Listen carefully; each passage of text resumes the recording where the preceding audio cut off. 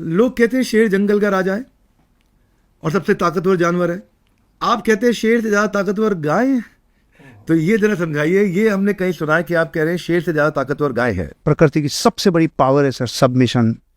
एक गाय थी, रोज अपने मालिक को यहाँ से उसको छोड़ के आता था, चरने जाती थी। एक दिन पगडंडी भटक गई। भटकने के बाद डर लग गया क्योंकि अब तो जीवन खतरे में है।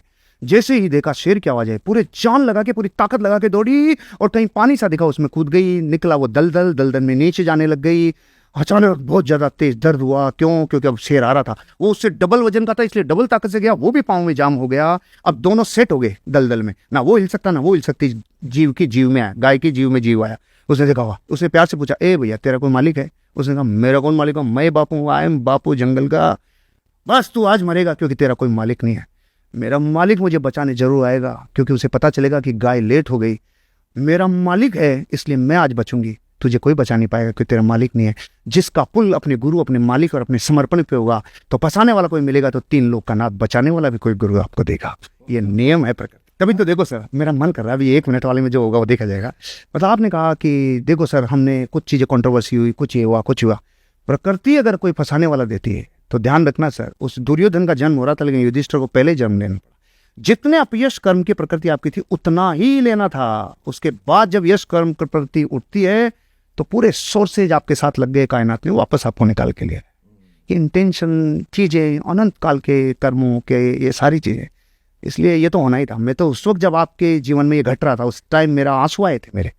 मैंने कहा ऐसी महान प्रज्ञा के लिए जिस इंसान ने भी षड्यंत्र रचा होगा, कोई बात नहीं, पूर्व भव के कर्म में हुआ होगा, लेकिन ये वैसा बाउंस बैक करेंगे जिससे करोड़ों लोगों को बाउंस बैक करें। मेरी अभी भी काची आ गई आपके लिए। वाह, जय हो जय हो। थैंक यू उत्साह बढ़ाने के लिए हर्षवर्धन जी, बहुत अच्छा बहुत अच्छा। हंसना जरूरी है हर्षवर्धन जी, ये सब जानते हैं, लेकिन मैं आपसे जानना चाहता हूँ क्या रोना भी जरूरी है, और अगर जरूरी है तो कितना जरूरी है? दोनों डीप इमोशन है सर, हंसना और रोना डीप इमोशन है।